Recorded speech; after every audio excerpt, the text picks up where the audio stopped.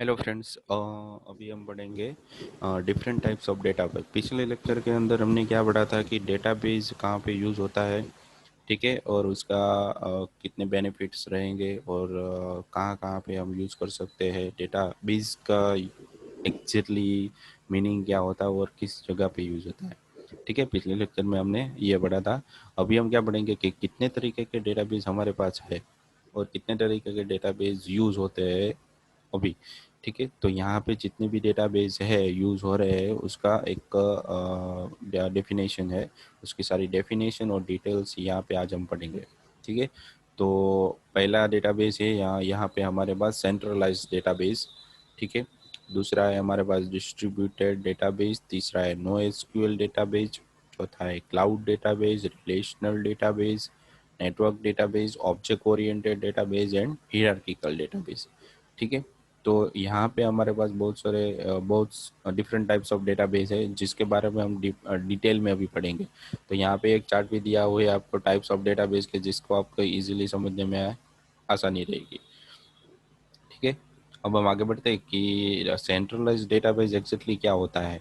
तो उसके अंदर हम कौन कौन सी चीज़ें पढ़ेंगे। तो सेंट्रलाइज्ड डेटाबेस है, उसके अंदर क्या रहता है कि जितना भी डेटा आपका रहेगा वो एक ही जगह पे पड़ा होगा, और जिस जगह पे पड़ा है, ठीक है, उसको यूज़ करने के लिए एक ही सिस्टम यूज़ होती है। मतलब उसको आपको कभी भी एक्सेस करना है तो आपको उस वेबसाइट के अंदर जाना पड़ेगा, लिंक्स के अंदर जाना पड़ेगा, और यहाँ से जिस तरीके का आपको फैसिलिटी दी है उस तरीके का डेटा आप फैच करवा सकते हो या स्टोर करवा सकते हो। ठीक है, तो हो गया हमारा सेंट्रलाइज्ड डेटाबेस। उसकी मीन डेफिनेशन क्या हो जाएगी, उसका मीनिंग क्या होगा यहाँ पे, तो यहाँ पे लिखा हुआ है it is the type of database that store data at a centralised database system. ठीक है, जो सेंट्रलाइज मतलब एक ही जगह पे स्टोर होगा। इट कंफर्ट्स द यूजर, मतलब यूजर को वो कंफर्ट देगा, ठीक है, डेटा को स्टोर करने के लिए और डिफरेंट लोकेशन से एक्सेस करने के लिए। ठीक है, it comforts the user to access the store data from different location through several application. अलग अलग तरीके की जितनी भी एप्लीकेशन आप बनाओगे, वेब एप्लीकेशन होगी या मोबाइल एप्लीकेशन होगी, आपको किसी भी तरीके से उस डेटाबेस को एक्सेस करना है।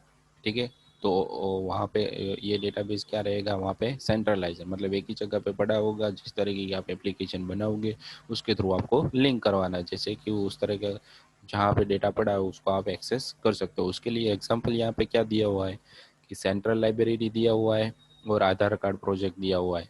सेंट्रल लाइब्रेरी मतलब मेरे पास किसी लाइब्रेरी के अंदर आपने रजिस्टर करवाया है और आपको उस बुक को पढ़नी है।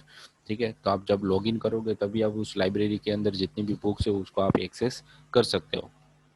ठीक है, तो ये वो हो गई वो आपकी सेंट्रलाइज लाइब्रेरी। और आधार कार्ड के प्रोजेक्ट के अंदर जितना भी आधार कार्ड पड़ा हुआ है, करोड़ों डेटा पड़ा होगा, तो एक ही जगह पे पड़ा होगा। ठीक है, उसको आप कभी भी एक्सेस करना है या डेटा आधार कार्ड के अंदर आपको फ़ोन नंबर या एड्रेस चेंज करवाना हो तो एक ही जगह पे होगा। ठीक है, डिफरेंट डिफरेंट डेटाबेस को यूज़ करता नहीं है। तो उसके एडवांटेजेस क्या हो जाएगी यहाँ पे, it is decrease the risk of management. जो हमें डेटाबेस को मैनेज करना होता है उसका रिस्क कम हो जाएगा बहुत ही।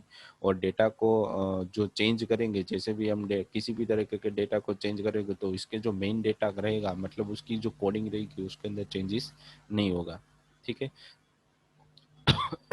दूसरा एडवांटेज क्या है कि it provide a better data quality, मतलब जितना भी डेटा पड़ा हो वो एकदम जेन्यून होगा, कोई भी गलत तरीके का डेटा होगा नहीं।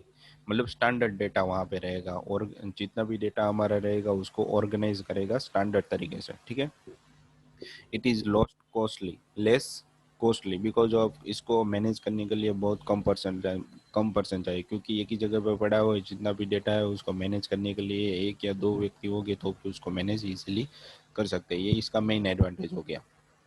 फिर डिसएडवांटेज क्या है, तो अगर कोई सर्वर जो डेटा लाना या भेजने के लिए जो भी सर्वर बीच में रहता है अगर वो फेल हो गया, ठीक है, तो आपका जितना भी डेटा होगा वो लॉस हो सकता है। मतलब ये हमारे लिए जितना भी डेटा पड़ा वो हमने एक सारा पैसा खर्च करने के बाद हमने बनाया है, डेटा स्टोर करवाया है, इंफॉर्मेशन इकट्ठे की है, तो सारा डेटा का एक साथ डिलीट हो जाएगा। तो ये क्या हो गया कि बहुत बड़ा लॉस है। तो इसको मैनेज करने के लिए ये लोग बैकअप सिस्टम भी रखते हैं जो अपने आप बैकअप लेता रहता है। ठीक है, मतलब इसके चांसेस डेटा लॉस होने के बहुत ही कम है। ठीक है। तो ये हो गया सेंट्रलाइज है और उसका हम फ्लो भी देखते हैं भाई कैसे वर्क करता है वो। तो उसके लिए एग्जांपल भी मैंने दिया हुआ है यहाँ पे कि अलग अलग बिल्डिंग्स दी हुई है और बीच में आपको इंटरनेट और वैन।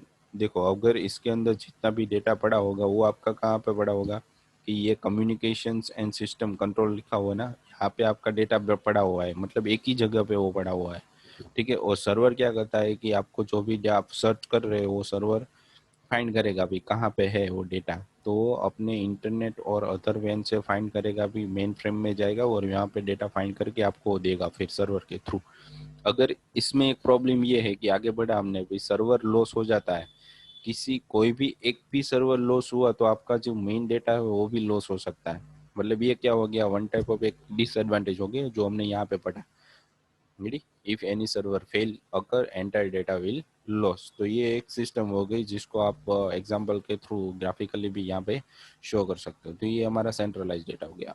उसके बाद आता है कि डिस्ट्रीब्यूटेड डेटाबेस। डिस्ट्रीब्यूटेड मतलब हमने नाम से ही पता चलता है कि वो अलग अलग एक जगह पे नहीं होगा, अलग अलग जगह पे स्टोर होगा। ठीक है।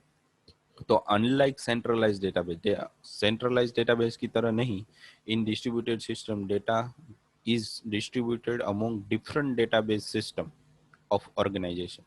जो ऑर्गेनाइजेशन है वो अलग अलग डेटाबेस के अंदर अलग अलग डेटाबेस रहेगा और अलग अलग जगह जगह जगह वाइज वो उस जगह पे डेटा स्टोर होगा। जैसे कि सूरत में है तो सूरत के अंदर डेटाबेस अलग है और वडोदरा में जाऊंगा तो उसको वहाँ पे डेटाबेस अलग है। मतलब जिस सिटी में आप होगे वहीं से उस सर्वर के डेटाबेस के अंदर से ही आपको डेटा मिलेगा। ठीक है। तो वो क्या हो गया कि डिस्ट्रीब्यूटेड सिस्टम हो गया, उसके अंदर सेंट्रलाइज सिस्टम वर्क नहीं करती। मतलब डेटा कनेक्टेड है। अब वडोदरा में अब पहले आपने रजिस्टर करवाया सूरत के अंदर, आप अभी किसी दूसरी जगह पे चले गए तो जैसे ही आप उस लिंक के अंदर अपना डेटा फाइंड करेंगे तो फाइंड तो कहाँ से करेगा, सूरत के अंदर से ही करेगा। ठीक है। मतलब दोनों सिस्टम के अंदर से दोनों डेटाबेस के अंदर फाइंड करेगा वो कहाँ पे है। मतलब आपका क्या हो गया कि वो भी सेंट्रलाइज ही हो गया वन टाइप ऑफ। पर कोई भी डेटाबेस आपका खराब हो गया, सर्वर लॉस हो गया तो ये दूसरे डेटाबेस को कोई फर्क नहीं पड़ता। ये आपका मेन एडवांटेज हो गया। ठीक है। This database system are connected via communication links. जैसे मैंने आपको बताया कि उसके लिए आपको क्या रजिस्टर करवाना है, उसकी एक लिंक्स आएगी जैसे ऊपर रहती है सेंट्रलाइज के अंदर। ठीक है। तो जिस डेटाबेस के थ्रू आप कनेक्टेड हो उसकी लिंक अलग आएगी और जो दूसरी जगह पे है उसकी लिंक अलग आएगी। मतलब डेटाबेस कनेक्टेड कनेक्टेड के लिए कनेक्टिविटी लिंक्स अलग अलग दी हुई है। जैसे कि एक दूसरे जो अलग अलग डेटाबेस है उसको कोई फर्क नहीं पड़ता। उसके एग्जांपल यहाँ पे क्या दिया हुआ है कि Apache, Cassandra, H base and Ignite, ये सारे डेटाबेस हो गए। इस ये सारे डेटाबेस हमारे पास यहाँ पे क्या है कि डिस्ट्रीब्यूटेड फॉर्म में दिए हुए हैं। उसके एडवांटेजेस क्या है, तो मॉड्यूलर डेवलपमेंट। मॉड्यूलर मतलब कैसे कि अलग अलग पार्ट्स में भी आप उसको डेवलप कर सकते हो। जैसे कि एक तरह का डेटाबेस है, मुझे उसे अलग तरीके से डेटा इंफॉर्मेशन स्टोर करवानी है तो वैसे भी कर सकते हैं। दूसरे डेटाबेस है उसको भी मुझे अलग अलग तरीके से डेटा स्टोर करना तो भी कर सकते हैं। ठीक है। मतलब डेटाबेस का नाम सेम रहेगा पर वो अलग अलग जगह पे रहेंगे। जितनी इन्फॉर्मेशन अगर एक डेटाबेस में स्टोर हुई है वो दूसरे डेटाबेस में स्टोर होगी नहीं। मतलब दोनों एक इंटरनली एक दूसरे से कनेक्टेड ही रहते हैं। तो ये हो गया हमारा डिस्ट्रीब्यूटेड सिस्टम। ठीक है। It provide a better data quality which enable organisation to establish a data standard. मतलब इसके अंदर भी सेम थिंग कि कोई गलत डेटा नहीं रहेगा। ठीक है।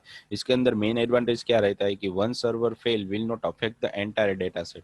मतलब एक सर्वर फेल हो गया है तो उसके अंदर जितना भी डेटा पड़ा हुआ है उसको अफेक्ट नहीं करेगा, वो डेटा एज इट इज रहेगा। जहाँ पे सेंट्रलाइज डेटाबेस में क्या रहता था कि जैसे ही सर्वर फेल हो गया कोई एक भी तो हमारा डेटा लॉस हो सकता है, पर यहाँ पे ये चीज़ नहीं है। मतलब डिस्ट्रीब्यूटेड डेटाबेस वो ज़्यादा फायदेमंद है।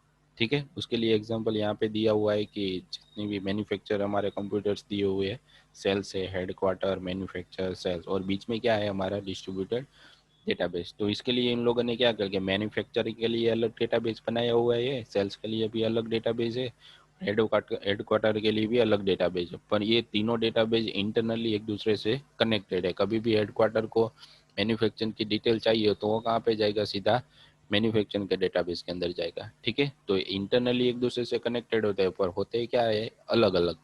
ठीक है। तो ये हो गया हमारा डिस्ट्रीब्यूटेड सिस्टम, डिस्ट्रीब्यूटेड डेटाबेस। फिर रिलेशनल डेटाबेस आता है।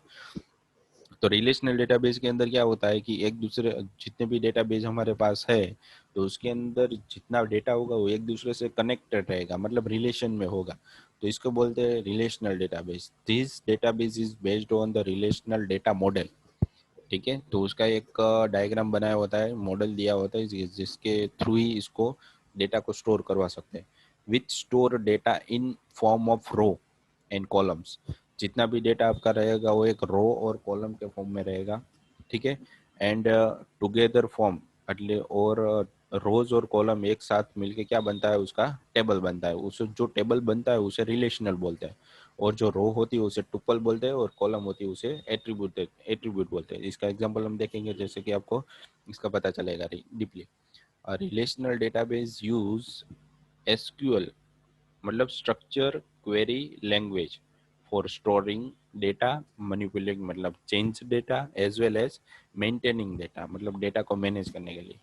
ठीक है, उसका एग्जांपल क्या दिया हुआ है यहाँ पे, my SQL, Microsoft SQL server and Oracle. तो ये तीनों क्या होता है कि रिलेशनल डेटाबेस रहते हैं। ठीक है, फिर उसके एडवांटेजेस क्या थे कि इसको भी हम मॉड्यूलर अलग अलग तरीके से डेवलप कर सकते हैं। ठीक है, डेटा क्वालिटी मैनेज कर सकते हैं। ठीक है, तो सेम थिंग जितनी भी डिस्ट्रीब्यूटेड सिस्टम के अंदर थी वही होगी यहाँ पे रिलेशनल डेटाबेस की। ठीक है, उसके अंदर एग्जांपल यहाँ पे क्या दिया हुआ है कि एक टेबल बना हुआ है, उसके अंदर जो कस्टमर आईडी, कस्टमर नेम और स्टेटस है वो आपकी एक रो है। ठीक है, और नीचे जो वन गूगल और एक्टिव दिया है वो भी अभी एक रो हो गए, और कॉलम के अंदर जो कस्टमर आईडी दी हुई है, कॉलम मतलब कस्टमर आईडी 1 2 3 ये आपकी कॉलम हो गई। ठीक है, तो कस्टमर आईडी को क्या बोलते हैं, कॉलम। कॉलम मतलब ये आपकी हो गई one type of attributes. Attribute मतलब उसको पहचानना कैसे है वो चीज, और टुपल मतलब जो रो के फॉर्म में है, one Google active, two Amazon active, वो आपकी टुपल हो गई मतलब रो हो गई, उसके अंदर इंफॉर्मेशन पड़ी होगी। ठीक है, इंफॉर्मेशन पड़ी होगी। जो कॉलम होगा उसके अंदर क्या रहेगा, वो एट्रीब्यूट, भाई कौन सी इंफॉर्मेशन है, तो कस्टमर आईडी है, इसके अंदर क्या है तो कस्टमर नेम है। ठीक है, तो ये सारा डेटा जिस फॉर्म में पड़ा रहता है, टेबल बनेगा, उसको बोलते हैं रिलेशनल डेटाबेस। ठीक है, और उसके बाद है नो एसक्यूएल, मतलब जो रिलेशनल फॉर्म में रहता है डेटा, उसका अलग, उसका कोई डेटाबेस रहता नहीं है, वो किसी भी तरीके से कैसे भी हम डेटा को स्टोर कर सकते हैं, पर उसका एक फॉर्म्स है कि भाई इस तरीके से ही होना चाहिए। तो नो एसक्यूएल मतलब क्या हो गया कि उसके अंदर कोई स्ट्रक्चर क्वेरी लैंग्वेज, मतलब उसका कोई स्ट्रक्चर नहीं है फिक्स, वो किसी भी तरीके से आ सकता है डेटा। ठीक है, तो not only SQL is type of database is used for storing a wide range of data set। मतलब एसक्यूएल ऐसा डेटाबेस नहीं है जो डेटा स्टोर करने के लिए यूज होता है, बट इसके अलावा भी नो एसक्यूएल भी है। It is not relational database, तो नो एसक्यूएल भी रिलेशनल में नहीं होता। ठीक है, मतलब रो और कॉलम के फॉर्म में नहीं होता।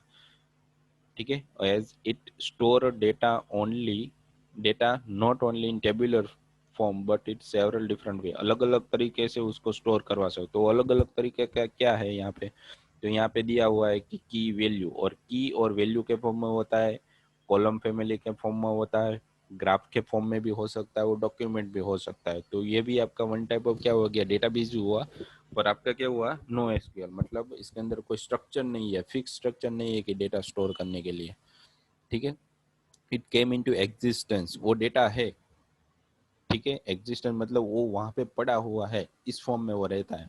ठीक है, when demand building modern application, अभी जिस तरीके की एप्लीकेशन और वेब एप्लीकेशन आप बना रहे हो, ठीक है, तो वो किसके बेस पर रहती है, अभी नो एसक्यूएल बेस पे। ठीक है, उसके एग्जांपल क्या है, तो कोई मोंगो डीबी है, रेडिस है, एच बेज है, वो सारी क्या होगी, न्यू एसक्यूएल के एग्जांपल होगी। इसके एडवांटेजेस क्या है, तो इट इनेबल्स गुड प्रोडक्टिविटी, मतलब जितना भी डेटा आपको उसके अंदर डालना होता है वो जैसे ही डालते हो तो वो अपने आप ही डेटाबेस अपना डेटा बढ़ाता जाता है, मतलब स्केलेबल है, डेटा बढ़ता ही जाएगा। तो बहुत सारे डेटा आपको बढ़ाने रहते हैं तो वो अपने आप ही डेटाबेस को अंदर जितने भी इंक्रीज साइज है वो बढ़ती रहती है अपने आप ही, और जितना डेटा आप डालोगे उतनी वो साइज रोकता है, उससे कम या ज़्यादा नहीं रोकता। जैसे कि आपने उसकी साइज बढ़ा दी तो अपने आप उतनी साइज बढ़ा देगा, और बाकी दूसरे डेटा रहेगा उसको भी कोई फर्क पड़ता नहीं है। ठीक है, तो it enables good good productivity in the application development. ठीक है। एप्लीकेशन मतलब एंड्रॉयड वायरस के फ्लटर जैसे ही आप एप्लीकेशन बनाओगे उसके अंदर इजीली डेटा स्टोर करने के लिए अभी यूज़ होता है नो एसक्यूएल, मतलब मोंगोडीबी यूज़ होता है। As it is not required to store a data in structure format, जहाँ पे डेटा को स्ट्रक्चर फॉर्मेट में स्टोर करवाने की कोई ज़रूरत नहीं है। ठीक है। दूसरा एडवांटेज क्या है कि it is better option for managing and handling the large data set, बहुत बड़ा डेटा को स्टोर करने के लिए और मैनेज करने के लिए नो एसक्यूएल बेटर है अभी। और इट प्रोवाइड्स हाई स्केलेबिलिटी, मतलब स्केलेबिलिटी मतलब वो जितना भी डेटा आपको उसके अंदर बढ़ाना है उतना आप बढ़ा सकते हो। ठीक है। तो ये हो गया नो एसक्यूएल। उसकी एग्जाम्पल क्या है, तो यहाँ पे दो तरीके से दिया हुआ है कि एसक्यूएल में कैसे होता है और नो एसक्यूएल में कैसे होता है। तो एसक्यूएल के अंदर जितना भी डेटा रिलेशन मतलब टेबल के फॉर्म में होता है। ठीक है। और नो एसक्यूएल के अंदर डेटा रहेगा वो आपकी की और वैल्यू के फॉर्म में, कॉलम, फैमिली, ग्राफ और डॉक्यूमेंट में फॉर्म में रहता है। ठीक है। तो ये हो गया हमारा नो एसक्यूएल। उसके बाद है क्लाउड डेटाबेस। तो क्लाउड डेटाबेस के अंदर जितना भी डेटा आपका पड़ा रहेगा, ठीक है, तो उसके अंदर क्या दिया हुआ है कि क्लाउड के फॉर्म में रहता है। मतलब जितने भी डेटा पड़ा है उसको सर्चिंग करिए, चेंज करवाना है, और उसके अंदर जितनी भी आपको फैसिलिटी दी हुई है वन टाइप ऑफ एक सर्वर के अंदर रहता है। ठीक है। जो सेंट्रलाइज तरीके से यूज होता है, मतलब इसके अंदर नो एसक्यूएल भी आ गया और सेंट्रलाइज भी आ गया, दोनों तरीके यूज होते हैं। तो a type of database where data is stored in virtual environment. Virtual मतलब क्या हो गया, उसका एक इमेज फॉर्मेट में होता है, जैसे कि हम आईने के सामने खड़े रहते हैं तो कैसे एक वर्चुअल फॉर्म में दिखाई देते हैं, वैसे ही एक जितना भी डेटा हमने जहाँ पे स्टोर करवाया है तो उस डेटा को एक वर्चुअल फॉर्म में वो दे देगा और अपने आप ही एक सिस्टम बना लेगा जिसके अंदर से आपको डेटा देगा। अगर यहाँ पे कोई चेंजेस हो रहा है तो ओरिजिनल में चेंज होगा, मतलब हमारा सिक्योरिटी भी बढ़ जाएगी। And execute over cloud computing platform, मतलब वो क्लाउड कंप्यूटिंग क्या देता है कि जितना भी डेटा आपको उसको एनालाइज करके भी डेटा देता है। जैसे कि आपको इस ईयर के अंदर आपने जितना भी प्रॉफिट किया या लॉस किया तो उसको एक एनालाइज करके आपको एक ग्राफ बनाएगा, और ग्राफ बनाने के बाद आपको पता चलेगा कि इस ईयर के अंदर या इस मंथ के अंदर या इस डेट के अंदर मुझे इतना लॉस हुआ या इतना प्रॉफिट हुआ, वो भी आपको दिखाई देगा। मतलब कंप्यूटेशनल जो नंबर्स होते हैं वो आपको देगा, यहाँ पे अपने आप ही देगा। जैसे कि कोई भी आपका अगर आपने क्लाउड सर्वर यूज़ किया होगा या डेटाबेस यूज़ किया हो तो उसके अंदर जितने भी बेनिफिट्स हो गए आपको यहाँ पे मिल सकते हैं। ठीक है। It provide user with various cloud computing services. ठीक है। तो ये भी जो भी आप क्लाउड डेटाबेस ले रहे हो तो उसके अंदर बहुत तरीके की अलग अलग तरीके की एप्लीकेशंस होती है, जैसे कि आपको कंप्यूटिंग सर्विसेज देता है वो। जैसे कि आपका मैंने अभी आपको बताया कि प्रॉफिट लॉस हो गया, मैन्युफैक्चर कितना करना है आपको, सेल्स कितना करना है, हेडक्वार्टर्स के अंदर को चीज हेडक्वार्टर कितने पर्सन है, और आगे आपको कितने रखने हैं कितने निकालने हैं, तो वो सारा कुछ कंप्यूटिंग क्या देगा कि इस सर्विस इस क्लाउड के अंदर आपको कंप्यूटिंग है। तो उसके अंदर क्या रहता है कि आपको कंप्यूटिंग सर्विसेज वो लेनी पड़ती है अलग से, जैसे कि यहाँ पे सास पास और आई। ठीक है। तो ये दिया हुआ है। तो ये अलग अलग तरीके की सर्विसेज है, आपको कौन सी सर्विस चाहिए वो अलग से आपको पेमेंट करना होता है उसका। ठीक है। उसके लिए क्या दिया हुआ है यहाँ के अलग से अमेजोन वेब सर्विसेज एग्जांपल तरीके से देखो। अभी अमेजोन वेब सर्विसेज क्या करता है, तो उसके अंदर जितने भी प्रोडक्ट्स है कितने सेल्स हुआ है तो उसका एक हिसाब रखेगा, कंप्यूटेशन नंबर रखेगा। उस नंबर को आप कभी भी सर्च करोगे, ठीक है, तो वो आपको बताएगा कि इस मंथ के अंदर हमें कौन सी रिक्वायरमेंट है, कितने नंबर, मतलब नंबर के फॉर्मेट में जितना भी डेटा देगा वो आपको एक नंबर के फॉर्मेट में देगा। ठीक है।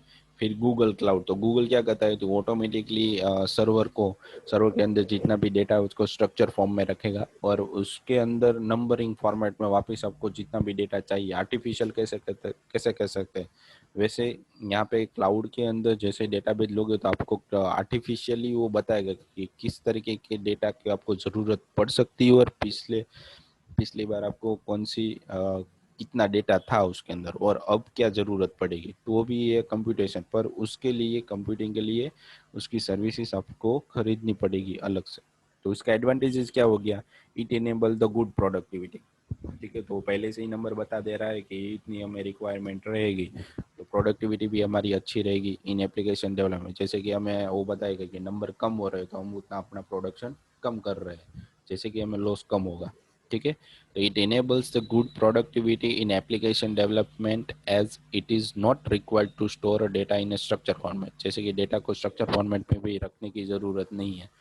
ठीक है, it is better option for managing handling data sets, it provide a large scalability. बहुत सारे डेटा आप एक साथ स्टोर करवा सकते हैं। तो उसका एग्जांपल यहाँ पे क्या रहा, क्या है कि क्लाउड क्लाउड कंप्यूटिंग को क्लाउड के फॉर्म में दिया है, उसके अंदर जितने भी सर्वर्स है, वर्चुअल डेस्कटॉप्स है, सॉफ्टवेयर है, एप्लीकेशन है और स्टोरेज है, वो सारा कुछ एक के अंदर ही होता है। अलग अलग तरीके से यहाँ पे नहीं होता। जैसे कि हमने आगे बढ़ा था तो क्या होता है, सर्वर अलग होता है, राउटर अलग होता है, ओएस अलग होती है। ठीक है, डेटा स्टोर करने के लिए अलग डेटाबेस होता है। तो वो सारा क्या पे अलग अलग जगह पे होता है। यहाँ पे क्या दिया हुआ है, आपको एक ही जगह पे दे दिया है। ठीक है, यानी कि आपकी कंप्यूटेशनल फास्ट हो जाएगी। ठीक है, तो ये हमारा डेटाबेसिस था। ठीक है, बाकी के database, network database, object oriented database और हिरार्की डेटाबेस के एग्जांपल, वो सब आपको फाइंड करके आने हैं। ठीक है, उसके नॉलेज आपको होनी चाहिए, जैसे कि किस तरह से इसके वो कहाँ पे यूज होता है। ठीक है, तो बाकी का आपको अपने आप से फाइंड करना है और सर्च करना है। ठीक है, आज का टास्क यही हुआ है। मतलब ये डेटाबेस हो गया। जैसे जैसे हम आगे पढ़ेंगे तो वो कैसे यूज होता है, उसके अंदर एट्रीब्यूट्स, टुपल, नोएसक्यूएल, कैसे डीपली पढ़ेंगे कि किस तरीके से वो वर्क करता है। ठीक है, तो यहाँ पे हमारा लेक्चर और हो रहा है और इसको सही से पढ़ना। ठीक है, बेस्ट ऑफ लक।